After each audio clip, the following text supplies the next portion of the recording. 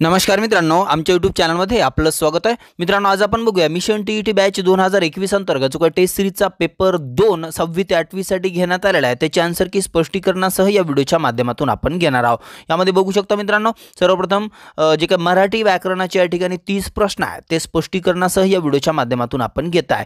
तर यामध्ये बघूया मराठी व्याकरणाचे जे प्रश्न आहेत ते 31 पासून 60 जे प्रश्न आहेत त्या प्रश्नापर्यंत या ठिकाणी विचारलेला आहे। तर यामधला बघूया 31 ते 35 मध्ये प्रश्न जे आहेत ते उत्तरावरती विचारलेला आहे।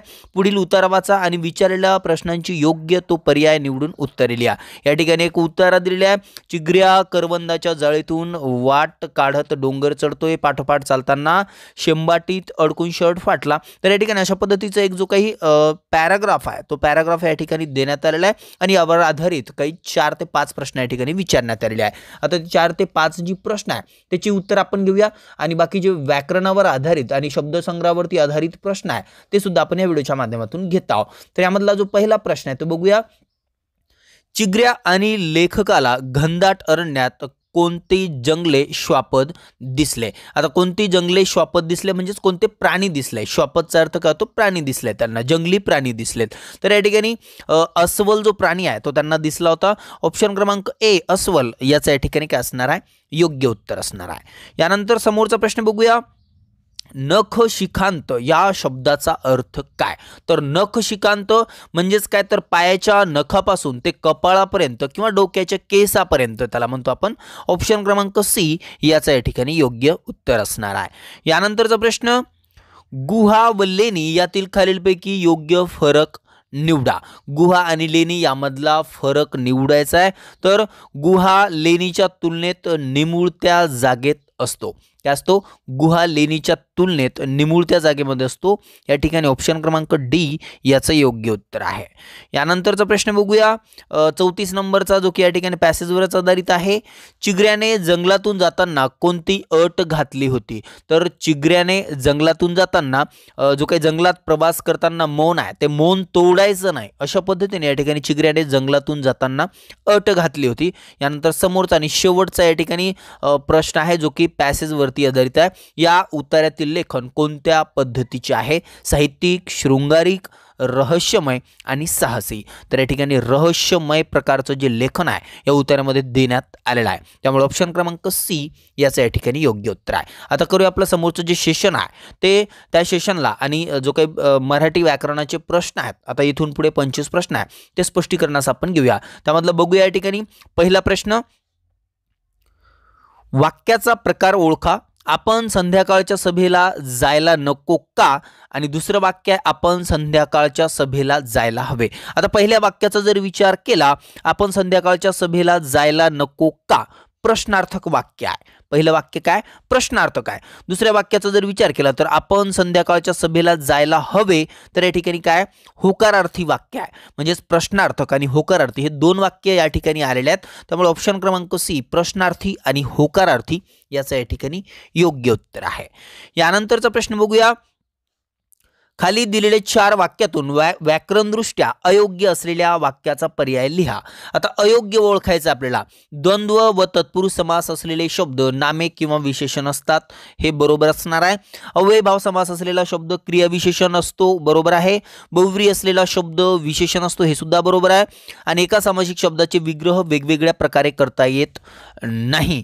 या ठिकाणी एका सामासिक शब्दाचे जे विग्रह आहे ते वेगवेगळ्या प्रकारे करता येत नाही अशा पद्धतीने आहे। तर या ठिकाणी हा अयोग्य आहे, कारण एकाच सामासिक शब्दाचा विग्रह जो आहे तो वेगवेगळ्या पद्धतीने सुद्धा करता येऊ शकतो। त्यामुळे या ठिकाणी ऑप्शन क्रमांक डी याचं या ठिकाणी अयोग्य असणार आहे। यानंतरचा प्रश्न, मंदाक्रांता या अक्षर गणवृत्तातील प्रत्येक चरणामध्ये किती अक्षरे असतात। तर जे काही मंदाक्रांत आहे त्या अक्षर गणवृत्तामधील जे काही प्रत्येक चरण आहे त्यामध्ये एकतरी 17 अक्षरे असतात। ऑप्शन क्रमांक सी 17 याचं या ठिकाणी योग्य उत्तर आहे। यानंतरचा प्रश्न बघूया, खालील वाक्यातील विधानपूरक घटक सांगा। शरदाच्या चांदण्यात गुलमोहर मोहक दिसतो। आता या ठिकाणी आपल्याला काय विचारलंय, विधानपूरक विचारलंय। जर उद्देश्य विचारलं असतं तर गुलमोहर ह्या उद्देश्य असणार आहे या वाक्यामधला। त्यानंतर विधेय या ठिकाणी दिसतो विधेय आहे. आपल्याला काय विचारलंय विधानपूरक म्हणजे या वाक्यामधील कर्म आहे. कर्म कोणता आहे मग मोहक हा या वाक्यामधील कर्म असणार आहे म्हणजेच विधानपूरक असणार आहे. तर ऑप्शन क्रमांक बी मोहक याचं या ठिकाणी योग्य उत्तर आहे. यानंतरचा जो प्रश्न आहे तो बघूया. सुदर्शन या दिलेल्या शब्दाचा प्रकार ओळखा. हे शब्द दिलेल्या पर्यायातून निवडा. आता प्रत्यय घटित शब्द, पूर्णाभ्यस्त शब्द, उपसर्ग घटित शब्द आणि अंशाभ्यस्त शब्द. तर सुदर्शन, आता या ठिकाणी दर्शन हा शब्द आहे, त्याला सुरुवातीला सु हा काय लावला या ठिकाणी सुरुवातीला सु हा शब्द जोडलेला आहे. मग सुरुवातीला जर जोडलं तर या ठिकाणी काय असणार आहे तो उपसर्ग असणार आणि शेवटी जर असतं तर प्रत्यय असतो. मग या ठिकाणी उपसर्ग घटित शब्द असणार आहे जो की ऑप्शन क्रमांक सी उपसर्ग घटित शब्द याचं या ठिकाणी योग्य उत्तर असणार आहे. यानंतरचा प्रश्न अपसरण चिन्हाचा वापर केव्हा करण्यात येतो. आता अपसरण चिन्ह जे आहे त्या अपसरण चिन्हाचा वापर या ठिकाणी केव्हा करायचा असतो किंवा केव्हा करतात. तर या ठिकाणी ऑप्शन आहे संबोध दर्शविताना अपसरण चिन्हाचा जो वापर आहे तो करतो का आपण नाही करत. बोलता बोलता विराम मालिका तुटल्यास करतो. या चिन्हाचा वापर करताना नाही. एकेरी अवतरण चिन्हामध्ये नाही. स्पष्टीकरण द्यावयाचे असल्यास बरोबर आहे. तर या ठिकाणी बोलता बोलता विचार मालिका तुटल्यास आपण अपसरण चिन्हाचा वापर करतो आणि स्पष्टीकरण द्यायचं असेल तर अपसरण चिन्हाचा वापर करतो म्हणजे ब आणि क.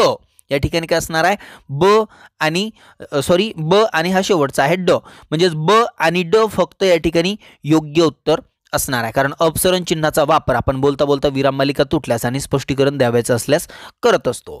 यानंतरचा प्रश्न जोड शब्द नसलेला पर्याय ओळखा. आता जोड शब्द जो आहे तो जोड शब्द नसलेला आपल्याला पर्याय ओळखायचा आहे.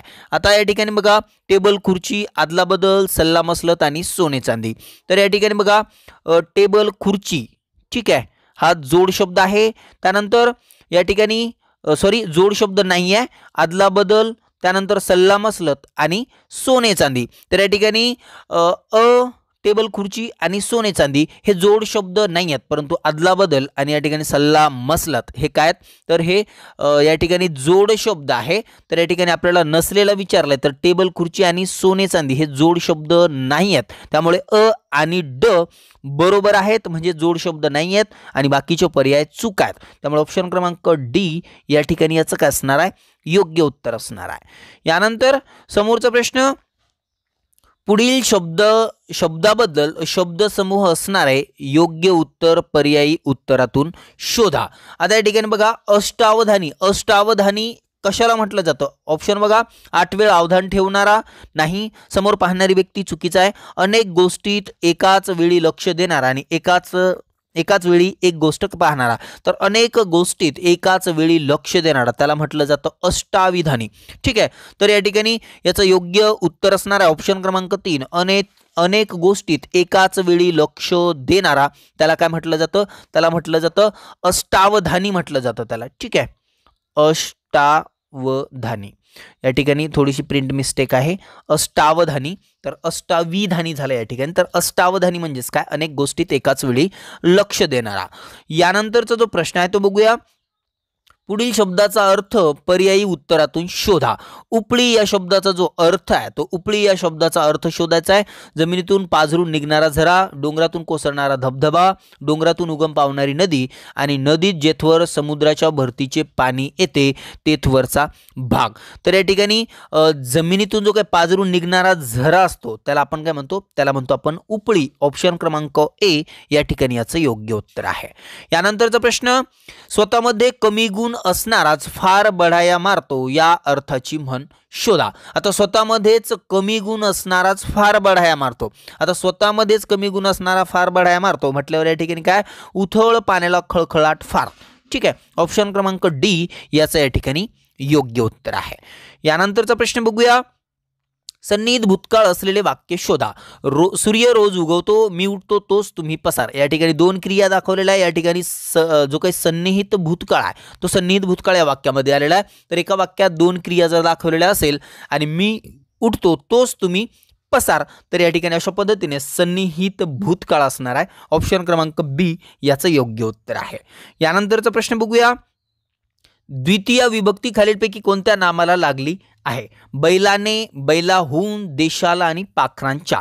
बैलाने नेईशी तृतीयाचे प्रत्यय आहेत, म्हणजे हा याचं उत्तर नाही आहे. गावाहून, ऊनहून पंचमीचा आहे म्हटल्यावर हे सुद्धा नाही आहे. देशाला, सलाते, सलानाते हे द्वितीय विभक्तीचं प्रत्यय आहे. त्यामुळे ऑप्शन क्रमांक सी देशाला हा या ठिकाणी द्वितीय विभक्ती खालीलपैकी जे नाम आहे देश या नामाला द्वितीय विभक्ती प्रत्यय लागलेले आहेत. यानंतरचा प्रश्न बघूया. ज्याच्या हाती ससा तो पारधी यामध्ये असलेले सर्वनाम कोणत्या प्रकारची आहे? ज्याच्या हाती ससा तो पारधी. आता ज्याच्या हाती ससा, ज्याच्या त्याच्या काय संबंधी, ठीक आहे, ज्याच्या त्याच्या संबंधी झाला या ठिकाणी संबंधी सर्वनाम. त्यानंतर या ठिकाणी बघा ज्याच्या हाती ससा तो, तो जो तो, ठीक आहे, तो काय मग दर्शक सर्वनाम. या ठिकाणी बघा दर्शक आणि संबंधी सर्वनाम म्हणजे संबंधी आणि दर्शक सर्वनाम हे दोनही प्रकारची सर्वनामं या वाक्यामध्ये आलेली आहे. यानंतरचा प्रश्न बघूया. खालील वाक्याचा प्रयोग ओळखा. हरणाच्या कानात वारे शिरले. आपल्याला प्रयोग ओळखायचा आहे. आता या ठिकाणी हरणाच्या कानात वारे शिरले जर या ठिकाणी बघितलं आपण, शिरणारं काय तर वारे, वारे काय झाला वाक्यामधील कर्ता झाला आणि शिरले क्रियापद झालं. मग या ठिकाणी वाक्यामध्ये कर्म नाही आहे आणि हरणाच्या कानात वारे शिरले म्हणजे या ठिकाणी कर्तरी प्रयोगाचं वाक्य असणार आहे आणि अकर्मक कर्तरी आहे कारण त्यामध्ये कर्म नाही आहे. ऑप्शन क्रमांक बी अकर्मक कर्तरी याचं या ठिकाणी योग्य उत्तर आहे. यानंतरचा प्रश्न, पुढील शब्दाचा समास सांगा. दररोज, दररोज हा जो शब्द आहे याचा समास विचारलेला आहे. वारंवार रिपीट होणारा प्रश्न आहे. दररोज या शब्दाचा समास ओळखा. दररोज हा शब्द फेवरेट आहे आयोगाचा, तर या ठिकाणी तुम्हाला बऱ्याचदा विचारलं जातं. पेपर सेट करणाऱ्याचा फेवरेट शब्द आहे. तर दररोज हा जो शब्द आहे तो अव्ययी भाव समासाचं उदाहरण आहे. तर याचं उत्तर असणार आहे अव्ययी भाव समास. या ठिकाणी याचं योग्य उत्तर आहे.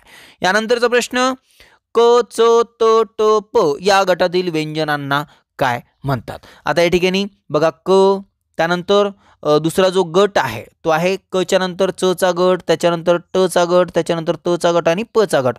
मग इकडे 5-5 पर्यंत अनुनासिक क, ख, ग, घ, त्यानंतर च, छ, ज, झ, पुन्हा या ठिकाणी बघा ट, ठ, ड, ढ, न, त, थ, द, ध, न, पुन्हा प, फ, ब, भ, म. हे जे 25 या ठिकाणी वर्ण आहेत ही काय आहेत? मग ही स्पर्श व्यंजन आहेत. काय त्यांना आपण काय म्हणतो? स्पर्श व्यंजने. त्यामुळे ऑप्शन क्रमांक ए स्पर्श व्यंजने याच्या ठिकाणी योग्य उत्तर आहे. यानंतरचा प्रश्न बघूया. विपत्काल या शब्दाची संधी खालीलपैकी कोणत्या पोट शब्दांनी केली जाते? आता याची जर फोड करायची असेल तर विपत्काल या ठिकाणी त आलेला आहे. त च्या गटातील तिसरा वर्ण कोणता आहे? त, थ, द, ध, न. ठीक आहे. मग या ठिकाणी त, थ, त च्या गटातील तिसरा जो वर्ण आहे मग काय येईल या ठिकाणी? विप. त चा बदल या ठिकाणी तिसरा तृतीय व्यंजन संधी. मग या ठिकाणी विपद द येईल. या ठिकाणी द चा पाय मोडलेला असेल. विपद काल या ठिकाणी याचं काय होणार आहे?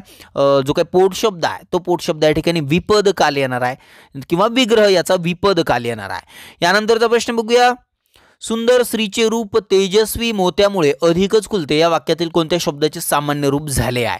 आता या ठिकाणी बघा सुंदर स्त्रीचे रूप तेजस्वी मोत्यामुळे अधिकच खुलते. तर फक्त मोत्यामुळे या ठिकाणी काय, मोती हा जो शब्द आहे या मोती शब्दाचं या ठिकाणी काय झालं तर मोत्या म्हणजे या ठिकाणी हा सामान्य नाम झाला त्याचा, म्हणजे या ठिकाणी सामान्य रूप झालं त्याचं. त्यामुळे या ठिकाणी मोत्यामुळे या एका शब्दामध्ये काय झालेलं आहे तर या ठिकाणी सामान्य रूप म्हणून त्यामध्ये बदल झालेला आहे. ऑप्शन क्रमांक बी मोत्यामुळे याचा या ठिकाणी काय असणार आहे? योग्य उत्तर असणार आहे. यानंतरचा प्रश्न बघूया. एकच शब्द वाक्यात दोन अर्थांनी वापरल्यामुळे जेव्हा चमत्कृती साधते तेव्हा कोणता अलंकार होतो? आता एकच शब्द जो आहे तो एकच शब्द वाक्यात दोन अर्थांनी जर वापरलं तर कसं कशा पद्धतीने? श्रीकृष्ण नवरा मी नवरी, शिशुपाल नवरा मी नवरी, नवरी आणि नवरी. ठीक आहे, म्हणजे एकच शब्द आहे तो दोन अर्थांनी वापरला आहे. तर अशा पद्धतीने एकच शब्द जो आहे तो एकच शब्द वाक्यामध्ये दोन अर्थांनी ज्या ठिकाणी वापरला जात असेल त्या ठिकाणी कोणता अलंकार होतो तर त्या ठिकाणी श्लेष अलंकार होतो. ऑप्शन क्रमांक सी श्लेष अलंकार या ठिकाणी याचं योग्य उत्तर आहे. यानंतरचा प्रश्न, शुद्ध लेखनदृष्ट्या अचूक शब्द ओळखा. आता सहाय्यक, सहाय्यक आपण कसं म्हणतो? सहाय्यक अशा पद्धतीने म्हणतो, परंतु ऍक्च्युली त्याचा जो शब्द आहे तो शब्द सहाय्यक असा लिहिला जातो, शुद्ध शब्द. तर हा जो काही सहाय्यक आहे ते किंवा सहाय्यक, सहाय्यक म्हणतो आपण, हा या ठिकाणी चुकीचा आहे. शुद्ध जो शब्द आहे तो शुद्ध शब्द आहे या ठिकाणी सहाय्यक. ऑप्शन क्रमांक सी सहाय्यक याचा या ठिकाणी योग्य उत्तर आहे.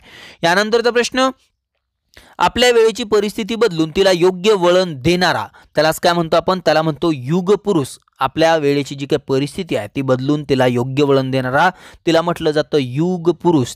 काय त्याला काय म्हटलं जातं, युगपुरुष. ऑप्शन क्रमांक बी युगपुरुष याचं या ठिकाणी योग्य उत्तर आहे. यानंतर समोरचा जो प्रश्न आहे, समोरचा प्रश्न बघूया. या ठिकाणी बघा, असतील शिते तर जमतील भूते या म्हणीचा खालील दिलेल्यापैकी योग्य अर्थ ओळखा किंवा कोणता. तर असतील शिते तर जमतील भूते म्हणजे आपल्याकडे जर काहीतरी असेल, म्हणजे आपण आपल्या भाषेत जर म्हणायचं असेल मध असेल तर त्या ठिकाणी मासे येतात. म्हणजेच यामध्ये पर्यायापैकी जर बघितलं आपण तर जवळ माया असेल तर नातेवाईक मंडळी जमतात. ठीक आहे, बरोबर आहे. जवळ माया असेल तर नातेवाईक मंडळी आपल्या जवळ जमतात. ऑप्शन क्रमांक सी या अर्थाची या ठिकाणी मन असणार आहे. यानंतरचा प्रश्न बघूया. खालीलपैकी ग्रेस हे टोपणनाव कोणत्या लेखकाचे आहेत.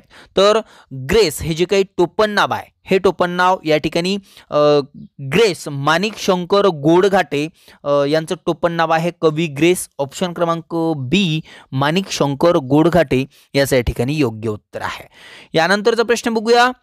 खालीलपैकी कुसुमाग्रज यांचा कोणता काव्यसंग्रह नाही. जोगवा, विशाखा, जीवनलहरी आणि समिधा. तर विशाखा, जीवनलहरी आणि समिधा हे जे काही तीनही काव्यसंग्रह आहे ते कुसुमाग्रज म्हणजेच विवा शिरवाडकर यांचा आहे. परंतु जोगवा हा जो काही काव्यसंग्रह या ठिकाणी आपल्याला दिसतोय हा कुसुमाग्रज यांचा नाही आहे, तर हा कोणाचा आहे, आरती प्रभू यांचा आहे. आरती प्रभू, त्यांनाच आपण काय म्हणतो, खानोलकर. त्यांचं नाव काय, खानोलकर. चित्र खानोलकर हे त्यांचं नाव आहे. आणि त्यांचं हे जोगवा हे जे काही या ठिकाणी आहे ऑप्शन क्रमांक 1 जोगवा हा आरती प्रभू यांचा काव्यसंग्रह आहे. त्यामुळे कुसुमाग्रज यांचा हा काव्यसंग्रह नाही आहे. कुसुमाग्रज यांचे जीवनलहरी, विशाखा आणि समिधा हे काव्यसंग्रह आहे. यानंतर समोरचा आणि शेवटचा प्रश्न 60 क्रमांक. दरवळ या शब्दाचा अर्थ खालीलपैकी कोणता. सुगंध, सुमन, सुप्रिया आणि सुहास्य. तर दरवळ या शब्दाचा जो काही अर्थ आहे तो असणार आहे या ठिकाणी सुगंध. ऑप्शन क्रमांक ए सुगंध याचा या ठिकाणी योग्य उत्तर आहे. तर बघा मित्रांनो, अशा पद्धतीने जे काही या ठिकाणी 30 प्रश्न विचारण्यात आलेले आहे पेपर सेकंड 6वी ते 8वी या टेस्ट सिरीजच्या प्रश्नपत्रिकेमध्ये त्याची उत्तर आपण शक्यतो स्पष्टीकरणाचा या ठिकाणी घेतलेली आहे. यामध्ये तुम्हाला काही अडचण असेल तर कमेंट बॉक्समध्ये कमेंट करू शकता. नक्की तुमच्या कमेंटला रिप्लाय देण्याचा प्रयत्न करेल. तर अशा पद्धतीने आजचा जो काही व्हिडिओ आहे तो व्हिडिओ आपण या ठिकाणी बघितलेला आहे. व्हिडिओ आवडला असेल व्हिडिओ लाईक कमेंट शेअर करा आणि असेच नवनवीन व्हिडिओ पाहण्यासाठी आमच्या यूट्यूब चॅनलला सबस्क्राईब करा. धन्यवाद.